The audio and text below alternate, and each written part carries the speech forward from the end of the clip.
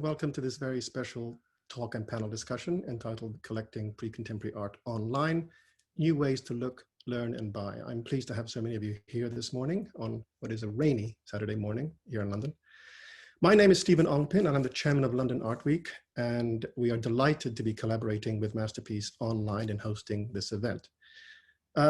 The summer in London is normally a very busy time of the year for dealers and collectors, and London becomes, for a few weeks, the center of the art world, particularly in the field of pre-contemporary art.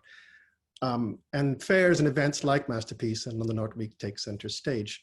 Circumstances are obviously very different this summer, and the pleasure of looking at works of art and gallery exhibitions is something that many of us have been missing for several months now.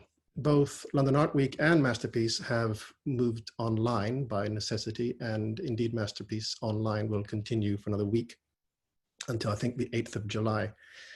The discussion this morning will look deeper into the challenges and indeed opportunities that both dealers and collectors have been presented with in this new online environment.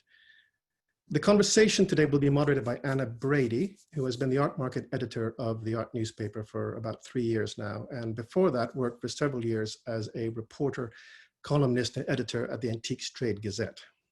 In between working at these two pillars of art market journalism, she also had a somewhat more glamorous gig in Dubai as the features editor of Harper's Bazaar Arabia. Anyway, without further ado, I'd like to welcome you all again this morning and hand over to Anna Brady, who will in turn introduce our four distinguished panelists. Thank you very much, Stephen, and thank you all for coming and joining us.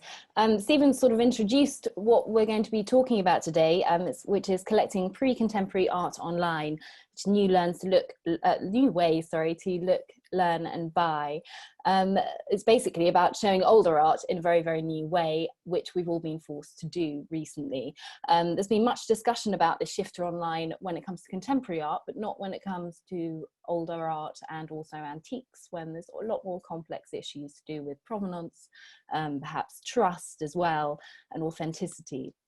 So we're going to be talking about that. We're going to be talking about the challenges of showing this sort of art online, perhaps some pitfalls to avoid when you're buying, what to look out for, and the latest developments, what's good, what's bad, what doesn't work so well. So with me here to discuss this, we've got a brilliant panel. Once again, we will be taking questions for them. So if you would like to type them in at the bottom of your screen, please do feel free to direct them to a particular panelist as well, in which case I can direct them to them. So our panelists today are Katherine Belanger, who started collecting in 1985, and she was also a dealer in old master drawings for 30 years. She's now trustee of London's National Gallery and sits on the board of the Tate, and her collection of over 1,000 works of art dates from the Renaissance to the contemporary. Philip Hewitt-Jabbour is the chairman of Masterpiece London and also chair of its vetting committee. He started his career at Sotheby's in 1972 and is also an art consultant, and I think you could say an inveterate collector as well, with a particular interest in the collections of William Beckford and Thomas Hope. Philip Moulds, if anybody can make pre-contemporary art appeal to the masses, and it probably is Philip Moulds, as his BBC programme Fake or Fortune is the most watched art programme on television.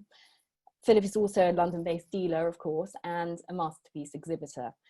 And finally, Orlando Rock is the UK chairman of Christie's Auction House, and he definitely will have the best Zoom backdrop of the lot of us, I think, because he and his wife are lucky enough to be the custodians of Burley House in Lincolnshire. Orlando has worked at Christie's since 1990 and is a self-confessed country house junkie, which is just as well, really. He's also a collector and collects everything from Japanese lacquer to broken-nosed marbles. Right, so I think it would be interesting to kick off with your personal experiences of the past few months and how your job and the way that you buy and sell art has changed recently. Philip Moulds, first of all, perhaps you would like to talk about how the way that you've worked has changed, but also the way that your client's mentality has shifted. I'd just like to start saying I know it's been a hell of a tough time for a lot of people, but we have found a way through. I say way through an extremely enjoyable means of communicating with our clients through through looking at the work in our own house, in our own surroundings here. And with my son, who's quite handy with an iPhone, what we've done is a series of 22 or 4 programs about just art around us. And that was, I think, it certainly was for us, a lovely way of keeping connection with our clients, meeting others, and also they would send us things back. So that's what we've been doing, and of course all the other things that every other art dealer does at this very busy time. And Philip, here at Jabor, you obviously have had to change quite considerably this week because you should be in a tent at the Royal Hospital in Chelsea, but now you're here. So presumably that's been quite a fast change to try and build your online fair. It's been a really interesting opportunity, although obviously it goes without saying that not being wandering around the aisles with our physical fair, exchanging information, looking closely at objects firsthand is with us. But having to go online has been a really, really interesting experience. I think we wanted to try and offer the similar ethos of the physical fair online, so our cross-collecting multidisciplinary fair, but most importantly, we wanted to continue the conversations with our exhibitors and our museum colleagues and our conservator colleagues, because this is really what makes our life in looking about works of art tick. And so I hope that this new experience has allowed us to actually reach considerably larger audiences who might not otherwise have been able to attend talks, visit the fair and so on. So it has been a really exciting opportunity, and I think we've all learned tremendously. And Katherine, it's interesting to think about how you're a collector, but you're a collector who likes to share their collection as well. So how do you do that at the moment? Well, you know, obviously it's very hard in lockdown. Usually as a collector, it's the exchange. It's looking at works with, you know, with fellow collectors and academics who come and visit. And so I've been missing that, being able to share that, you know, that pleasure of looking at things, discussing attributions, and, you know, particularly as Stephen said earlier, this time of the year is such a time of exchange where you visit, you know, the fairs and the auctions, and I think that is a vital part of collecting, which I've been missing. I have, on the other hand, been very grateful that I have still been able to look at art, you know, be it only virtually and be it only online, and particularly as a collector that I've also been able to buy art online, because as a collector you need your fix, and you know, it wasn't quite a purchase a day as recommended keeps the doctor at bay, but you know, I've been continuing buying, and I've been very grateful for that. What sort of thing have you been buying during this period? You know, maybe not things quite as expensive as I would if I'd see them in person, but I've been buying mostly from colleagues, not quite as expensive things maybe, and or things that I've seen before that you know, then happen to come up for auction, and I feel comfortable buying because it's things I had seen. Okay. Now, Christie's is a fixer for many, with lots of online sales keepers occupied. So Orlando, you have been doing a huge amount at Christie's. And also we mentioned about a kind of new spirit, although we're not physically able to see each other in person, there's been a lot of new collaborations evolve as well. And we spoke about Christie's joining together with the cancelled Paris Biennale Fair, and you'll be doing an online auction for them. So perhaps you could tell us a little bit more about what Christie's has been doing just recently. Yeah, well, thank you, Anna. I mean, it's been an incredibly steep learning curve, and particularly having such a large global footprint, it does mean that different bits of our organization have suddenly had to shut down very quickly, and we've had to adapt to ever-shifting sands. But I mean, I think one of the key things that's come out of this is that, you know, the art world community is an ecosystem that's completely interdependent, and whether you are a collector or a dealer or a curator or a conservator or an auctioneer, we all inhabit this same magical world, and we need to support each other, particularly when things are difficult. And I think it's wonderful to see how people have adapted to this changing landscape. And it, you know, there's no doubt that it has accelerated changes that were already afoot, whether it's the shift from print catalogs to more digital things, whether it's the shift to more private sales, which actually, surprisingly, in lockdown, we've actually doubled year on year our private sales activity, which might be counterintuitive. And of course, it's the moment of truth for online sales. So there's lots to improve, and you know, it's been challenging, but there's also lots of opportunities there. A lot of these conversations tend to revolve around sort of 2D art. We're talking about paintings, prints, works of art, but I'd quite like to talk about antiques and objects and three-dimensional objects. And I know that this is an area that's of particular interest to Philip Hewitt de Boer. So would you like to sort of talk about the complexities of this area and perhaps talk about sort of how it can be done well and not so well online, Philip? I think it's very interesting. I started out, you know, at the beginning of this sort of online process of thinking that actually looking at two-dimensional works of art was much easier than gauging the caliber of a three-dimensional work of art online. And I think I'm slowly actually changing my opinion. I think there are caveats. I think with three-dimensional things, it's particularly difficult to, you need to handle three-dimensional things. You need to hold a piece of set porcelain. You need, I've got two images, which with apologies to the owners of the images. This is obviously a piece of furniture, which to me exemplifies actually how not to do something. And there's no way that I think that— You mean in terms of photography online? In terms of photography, yeah. you know, the piece of furniture itself is a very good piece of furniture. It's a piece of sharkskin furniture from the 1920s, but you know, it is lit poorly. You get no sense of the three-dimensionality.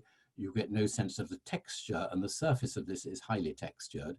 It looks in terrible condition, which it wasn't. And so for me, this is not a way of drawing somebody in to really get engaged with an object. The second image that I have, which is number 5, is a complete contrast. These two objects, one 18th century, the Serf bust of recounts is an 18th century object, and the vase by Hiroshi Suzuki is 2 years old. But they've been carefully juxtaposed. They've been beautifully lit. You can see the difference in textures. You can feel the fact that they're three-dimensional objects. And so I think this draws you in a very different way, which would allow you to really engage and to make a purchase online in full confidence. I mean, what you cannot do, of course, is the handling, which to me is incredibly important. But I think the contrast between these two images exemplify the differences. I think also if you're able on your online imagery to include video, so you can see an object moving, so you see how the light touches the surface differently. All these things are possible to do. And I think, as I said, I'm revising my view. I think if three-dimensional objects are beautifully photographed and presented, it actually does allow for a much easier approach than I had thought a couple of months ago even. But you can't replace that feeling, as you say, of sort of holding an object and the touch of it and the sort of pattern there. Getting a real sense of that is still quite difficult, isn't it? Absolutely not. You need the heft, and scale is the other thing. I put a slide on a screen in the talk earlier on this week, and two completely unrelated objects which I was making connections between, one of which was 3 centimeters high and the other was about 3 meters high. And on the screen, I mean, they look fabulous together. And I actually wanted to take a photograph, which I couldn't organize, of them on a wall together, because you could compare them very powerfully in an image, but you had no idea of scale. And that's a tremendously vital part of looking at any work of art. Yeah, there's been some interesting developments in terms of augmented reality, where the sort of phone apps that where you can sort of hold your phone up to a wall in your house and then put a painting on it, or maybe put an object on your mantelpiece. And I think that's something that Christie's has been exploring, because there's been a huge acceleration in technology in these past few months. People have really had to scramble things. Now, Christie's been doing a lot, and I think you've been doing augmented reality. Is that right, Orlando? We have. I mean, it's not available for everything, but the one sale, which is our first truly global sale in July, which is going to be the equivalent of the evening sales in all 4 different locations, running in this extraordinary sort of relay live auctions. That has augmented reality available for all of the work, so you can project them onto the walls in your room and you can see them. And a lot of other sort of innovations have been brought into that. I mean, I think there's a slide. Can we have a look at it? Yes, slide number 3, sorry. It's a work in progress and it still needs to be better. And I'm sure that there's a lot that's being done brilliantly by, and I'm always so impressed by how good regional auction houses are also at the technology they have available. And we need to try and keep up with that too. But we've started to introduce things like the sort of incredible enhanced photography that so many of the masterpiece exhibitors have also got, where actually it's an 800% zoom lens that allows you to go deeper into a picture than the naked eye would allow you. 360-degree photography is something which is starting to appear. We need to do more and more of it, but it does allow you with three-dimensional objects at least to get a sense of how they are in the round. It's not quite the same as being able to touch and feel and hear about them from the people who are passionate and you know, so well informed about them, but it does give you the chance to kind of examine them in the round and to see the back and front of things, which I think is so important.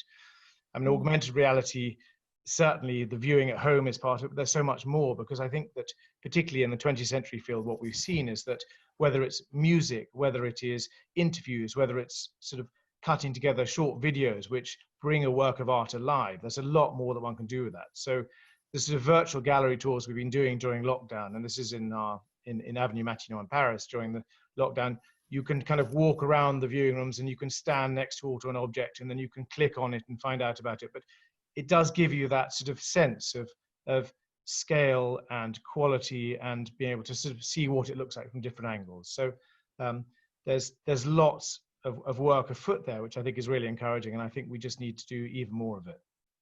It's interesting. There's a certain irony to the fact that you can see, as you say, with the 800% zoom features like that, you can actually see slightly more online than you would be able to with the naked eye. So there are some elements that are better perhaps when we're looking online, although obviously that crucial feeling of touch, I think that's we can't recreate. But it is great to be able to talk to people about works of art, to dealers, to advisors, conservators, and that's something which we've started to introduce a bit of live chat where people can ask about lots that are coming up from the specialists. I think that's a great step in the right direction. But you know, the human interaction is such an important part of the love affair with works of art, and I think one, you know, always needs to have that. Katherine, we spoke a little bit about the human interaction, and the old master drawings community particularly is a very, very strong, quite close-knit community too. And you were talking about, I think you mentioned things like an Instagram account, which is sort of quite fun and recreates some of that feeling of, you know, gatherings as well. Yes, yeah, you know, I've used the period of lockdown like many. How do you share your collection? And there are ways to share it, be an Instagram account or a website. We could have slide number 4, if we can find it, to put content up. And we did put content up in themed and curated selections. But the problem is, of course, how do you get the feedback? And that's what I've been missing. And if we can get slide 5, you see the drawings are particularly, everybody gathers, discusses attributions, condition, and I think more deals have been made walking up and down Bond Street between viewings. You run into someone who says, oh, I wanted to call you anyway, I have this, and that's the bit which I think is very hard to replicate online. So yes, there are ways of sharing, but how do you get the feedback? I think that's quite hard. And as Orlando says, if there are ways that you can link people up and they can talk, it's so much, I think, about the art world is the exchange. It's also what we enjoy. You know, is that sharing and, you know, having a shared passion. And that's why we all go to the, you know, to art fairs and things. So I think that's, I think why the online thing is, it's been great to have rather than not having, you know, the actual experience. I still find it's a substitute, but. Philip, Mould, have you been able to have much sort of interaction with your clients as well? How have you kept that going? Well, this is very interesting, this conversation, because there's a sort of consensus here that human interaction is crucial. I would agree, but I think what you can do, and I think the last 3 or 4 months accelerated, is our capacity to communicate with our clients through video.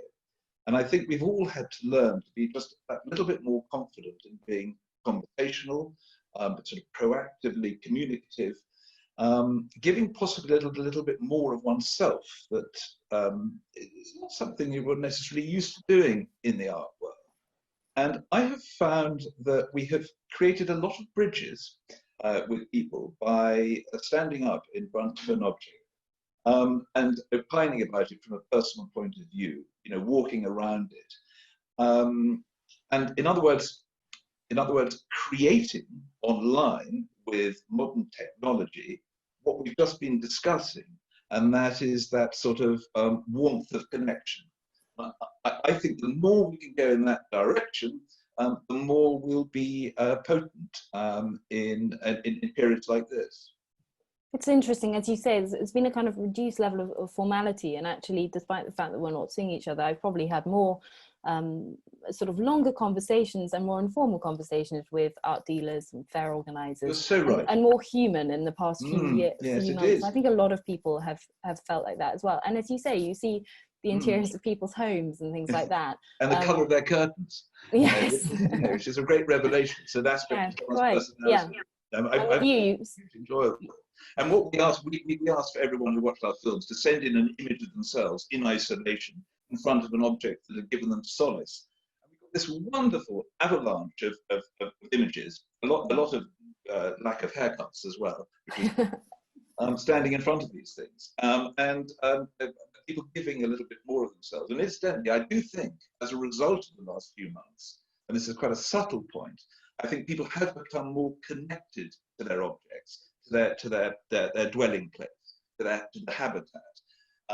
And I think this is something that we as agents, art dealers, can respond to.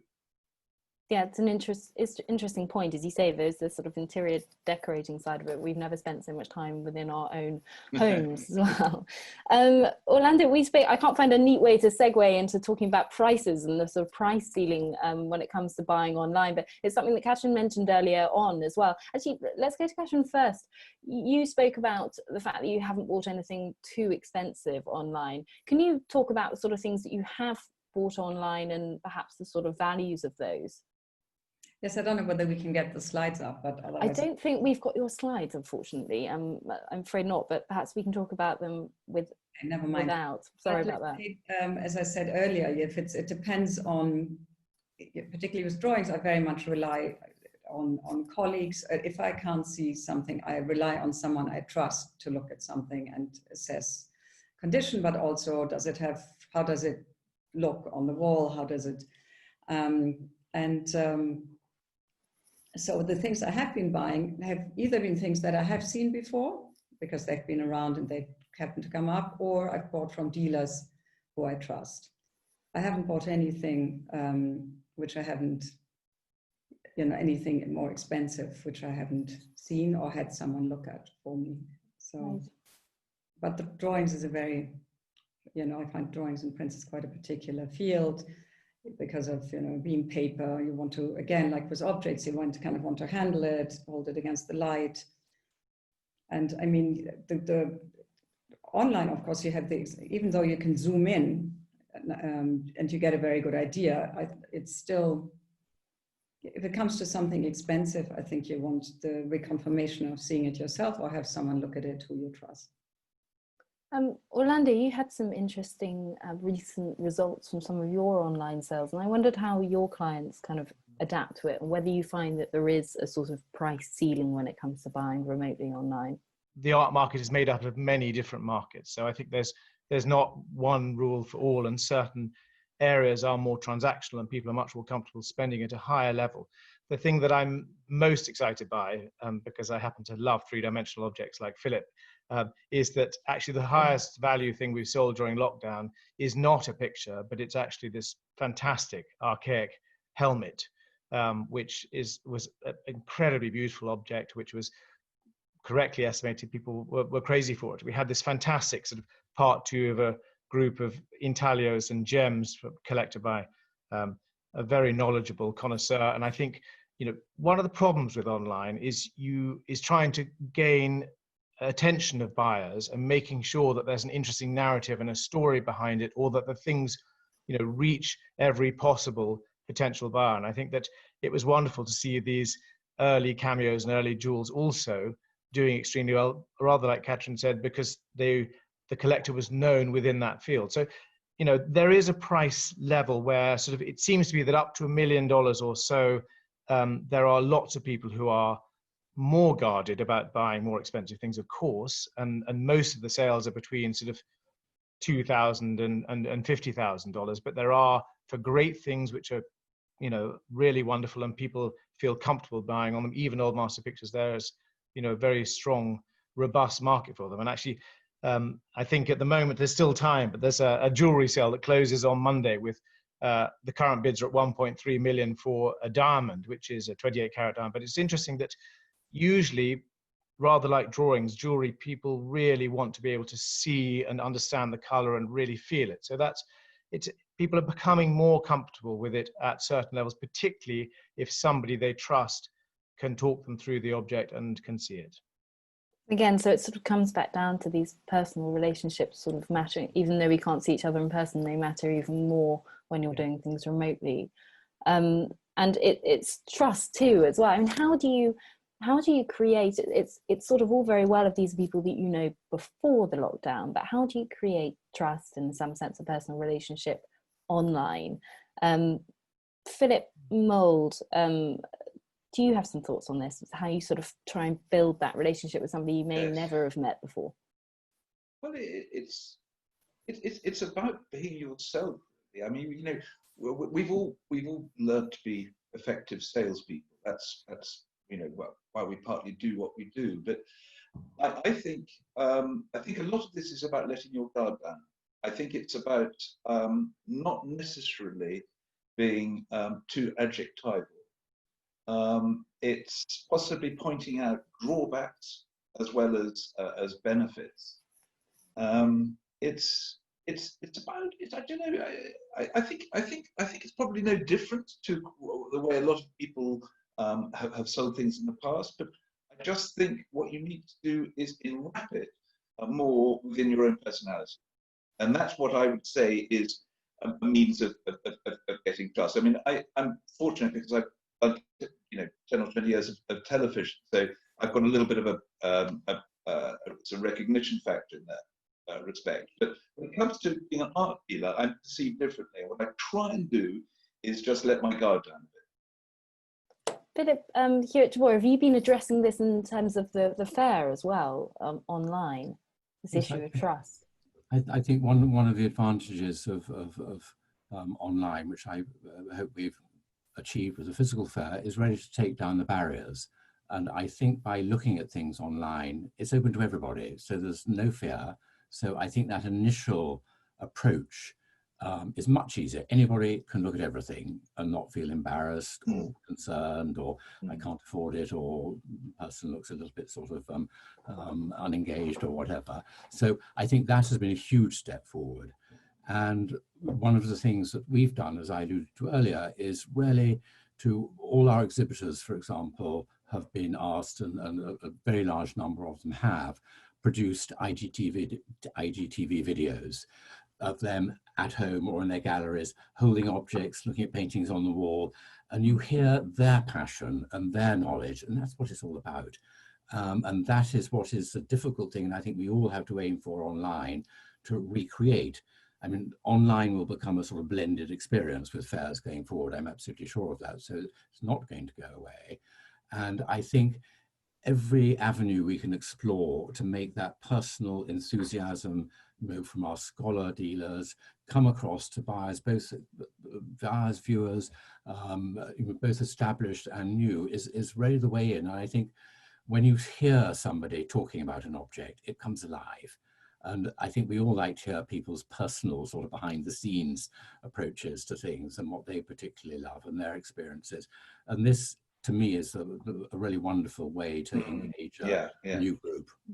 It's a sort of cult of realism as well, isn't it? People are not. People like it. It's the fly on the wall. I think you can feel very close. In a curious way through all of this. But what a bit of practical advice now as well. If you're actually buying something online, and perhaps you're not seeing it, what are the pitfalls? What should people watch out for? Orlando, do you want to go for that? Is there anything that you should really not do or make sure that you ask for? Well, I'm probably the worst person to ask because I'm not the most disciplined and I love objects, so I get carried away. I mean, I think discipline is probably a very good thing. And I think really trying to talk to the person who's in front of the object or in front of the picture, really getting their views on how the condition is. I think one has to be extra careful just to make sure that there aren't any unforeseen things. And I mean, the number of, I have to confess to having been probably the only person who's managed to buy a dwarf bedside cupboard because I imagined that I knew exactly what height it was going to be, but I didn't realize it was being cut down by 4 inches. So one has to be very careful, but it's, I think you just have to ask the questions, and people love to talk about the things that they have and they really will share with you and they'll be very honest. So I think, you know, the great thing about respected dealers is they are incredibly knowledgeable and you shouldn't be scared of asking the questions. Katherine, do you have any advice or just things to avoid? I don't know if you've been caught out by things in the past. Usually the way I do get caught out is more that, you know, on the spot, I have to have it rather than going home, doing your homework, taking your time. And that's my pitfall and that happens more if I go to an art fair and I find it's actually an advantage of online buying is that, you know, I do take my time and, you know, do my research. I don't feel the time pressure. And I think the biggest mistakes I've made as always is that I feel there is pressure, time pressure. Okay. Katherine, actually there's been several people asking to see your slides, which I'm afraid we didn't have in the original slideshow, but we do have them now. So perhaps you'd like to talk about the drawings that you wanted to show.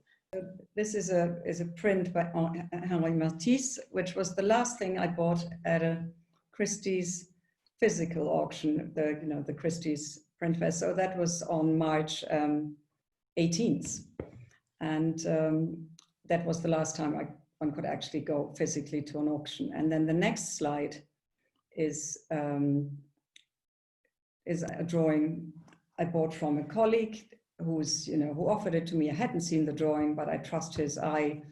Also wasn't very expensive. Again, it's a wonderful, it's an artist studio there. He's working away. In the background is, his wife busying herself in the kitchen. And then the next slide was a more expensive drawing by Zoffany for 20,000 in a Sotheby's online sale. But this is a drawing I had seen several times. It had come up at auction. It had then been offered to me by a dealer. So I knew the drawing very well, and actually it was an opportunity to buy it for less than it had been before. And, that's interesting. I've heard quite a few cases of that, as you say, people going back to things and buying them maybe for quite a good deal in the past few months. So yeah, that I was very happy about. And then the next slide is just a screenshot of the website, and it shows what we've been doing. So the collection is quite large. It's well over 1,000 drawings, prints, photographs, paintings. So we've been picking things by theme. So for examples here are en plein air and women artists. So that's been quite a nice way to share bits of the collection. And I think what Philip said earlier and what I've heard is sharing your collection. And I think videos are a very good way, and something I have to put my head around, because of course the conflict is, as a private collector, you're usually used to be quite private about your collection. I think that's a whole new thing I have to think about. Is this a different way of sharing to a different audience in a different way? So moving away from that private collector, I think just sharing it with a very small group of fellow collectors. And is there even interest for a rather arcane subject like, the artists at work, mostly on paper? Is there a wider interest? But then I've been watching, Philip's Art in Lockdown and many other things. And I like the videos that have been put up by dealers on Masterpiece. And I think, maybe there's a different way to go as a private collector. And as my sons always say, your generation is the one of the still image, ours is the one of the moving image. And that's very true, I think. And then the last slide is just to show what it is that I'm missing. This is an Instagram account, Old Master Drawings World by Monroe Washoe. He's been taking these images for years, and that's how drawing people gather, you know, looking over drawings, sitting at the back of an auction, chatting. There's one at the stand at a fair. You see, and that's the bit I miss, is the exchange, the conversation, and the personal contact. Strange to see all these people crushed together now, isn't it? Sort of seems really alien, yeah. We spoke beforehand about buying unseen, which is obviously something which you're going to have to get used to if you're actually going to, in our new world, if you're actually going to be buying online. Philip, you had some interesting examples. I think it's actually of a work, if we could go to, in the other slideshow, Philip's slide number 6. This is something you bought this completely unseen online, is that right? Well, I did, and I think as art dealers and collectors, we've got better at judging things online over the last 5 years. Had to, and you begin to recognize little signs that something is either in good condition or bad condition. Condition is really one of the sort of main issues. And what this nurse who's looking back at us, how she beckoned us was because we've been in a family for 100 years, and a few weeks before lockdown, we were offered it and had to make a decision on the basis of this photograph. But because one was dealing with a 20th century picture, and because we'd known it had been in the family, I was comfortable making that decision. I knew it was dirty. I don't know whether we've got a photograph after this. Yeah, if we can go to number 7, we've got it midway through restoration. Oh, okay. So we had worked out that it was dirty, but that almost certainly as a result of the way that the light sort of bounced off it, that it was in fundamentally good condition. So this is it during lockdown, where she is surfacing from gloom and 100 years of smoking fires and cigars. And then I don't know whether you've got the final. Yeah, we do. We've got the final version as it appeared online. And there she was, and there she is, astonishing. She's like a hatching damselfly. All of that was, I think, predictable on the basis of that photograph, because of the context, because of the period of painting, and because of what one is beginning to get to know as an experienced buyer online. But I would never do that. I would never do that with a 17th or 18th century picture.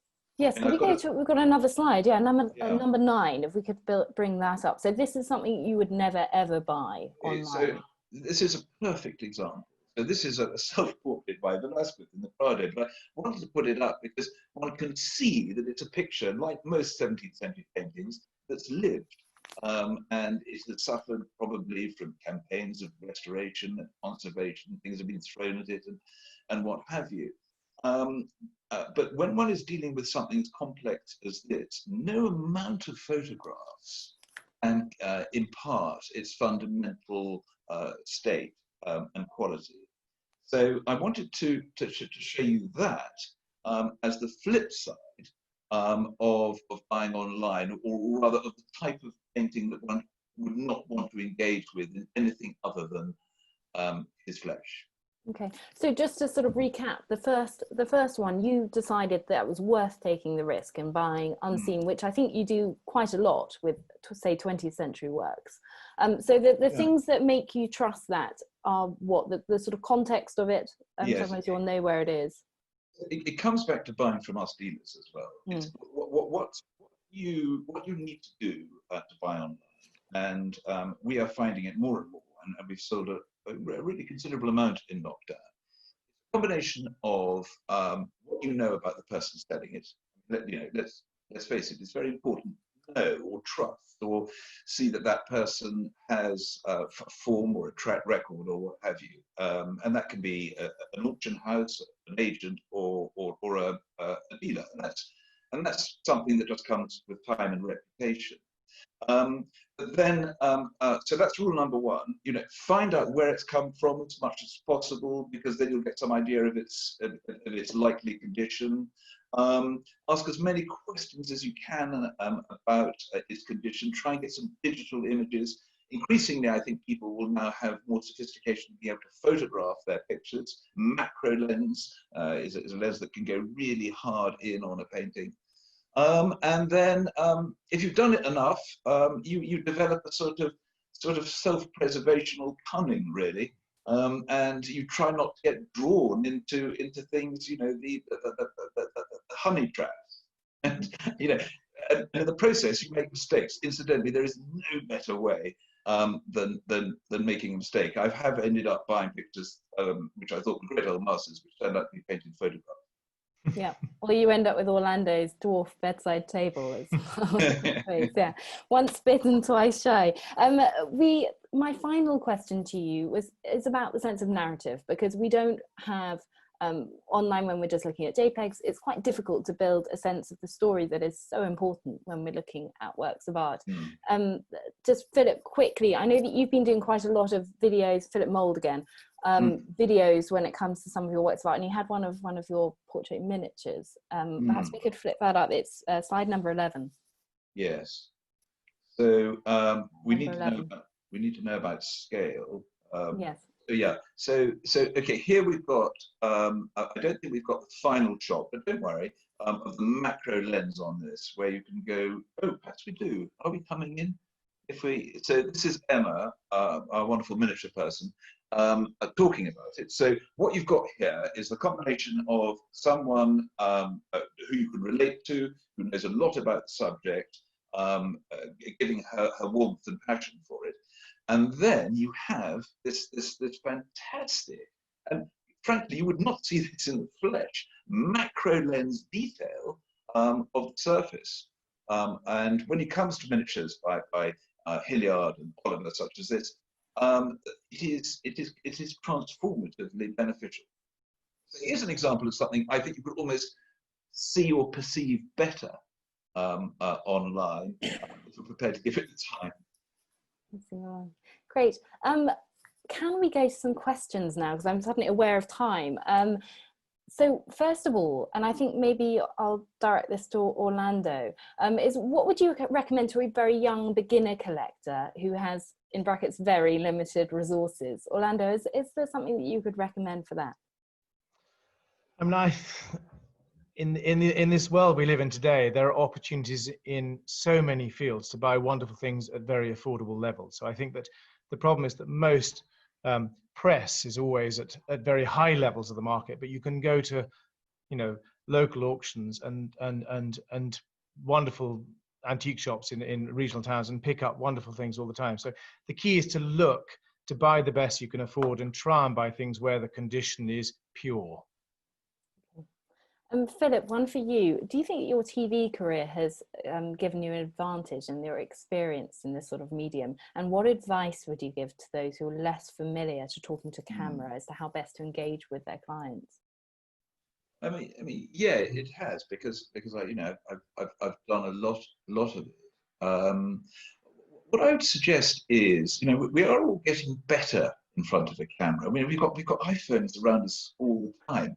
What you just need to do is find someone enthusiastic and patient, and just try it out. It's not really like talking to the mirror. And you're also talking to something inanimate. But the more you do it, the better you get at it. And there's another point which I'd just like to bring up here about the online iPhone sort of culture, which is, how do people perceive real life these days? You look at any kid over a certain age, they've got an iPhone in their hand. Increasingly, people of our generations have got iPhones in their hand. This is the way that we see things. Often we take photographs before we actually look at them.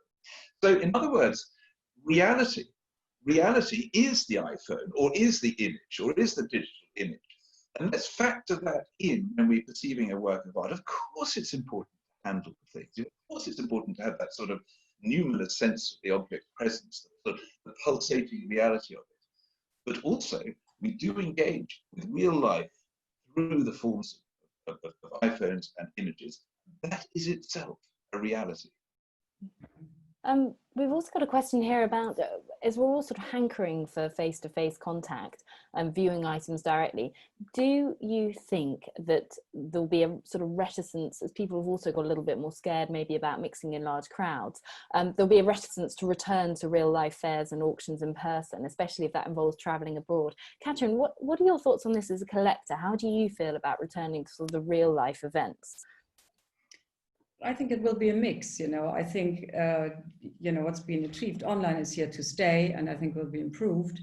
And I do think, though, there will be a return, if there is the opportunity, to physical visiting. Fairs of exhibitions, museums are opening, and I think you'll just have to have more precautions. I've been in Austria, and I go to Germany quite a bit, so museums there have been open since beginning of May. Everybody here wears face masks, social distancing, and it's become the new normal. Nobody even, it feels normal. And it's, you know, you go to restaurants, you sign in and out, you have, so it's, I think there is going to be a return to the physical, but it's going to be different, you know, it's going to be different rules. And I think at least when I think the performing arts are in a worse position than the visual arts. So I think it will be a combination of the two, I think.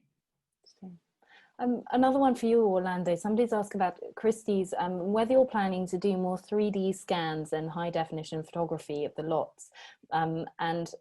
Sorry, as you're already doing them, do you plan to introduce more virtual reality and augmented reality viewing rooms, as you did for the Christie's Dolce & Gabbana sale a few months ago?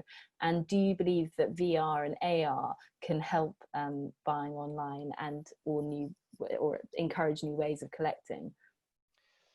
And I think certainly a lot of the augmented reality things we're doing are very much in their infancy, and we plan to roll them out much more. One of the difficulties is, of course, you have to have the objects in the warehouses to be able to physically photograph them in the right way. So that hasn't been possible to roll out on a much wider basis, but that is undoubtedly the intention. And I think what is great about them is that if you can create an interesting story and a narrative, you touched on the Dolce & Gabbana thing, you really can draw in new people who wouldn't otherwise have necessarily looked at works of art and engage them in a completely different way. And I think that that's where music and video are so important, because it is this fantastic visual feast which tells you something about an area that you previously might not have come across.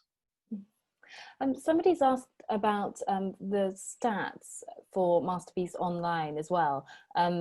They've said that at a fair you get that feeling of somebody sort of looking over your shoulder, where the stands, where the crowds congregate, that sort of thing. You sort of know where the talking points are. Philip Hewitt-Jabor, I wonder whether you can give any information really about whether you can sort of see trends developing in the online fair as to where people are looking. I think we will find out a great deal more when we finish. We've had time to analyze all the information that we are gathering. I think it's been very interesting. There's been a huge increase in numbers of visitors to both our own website and to our Masterpiece Online microsite at Artsy.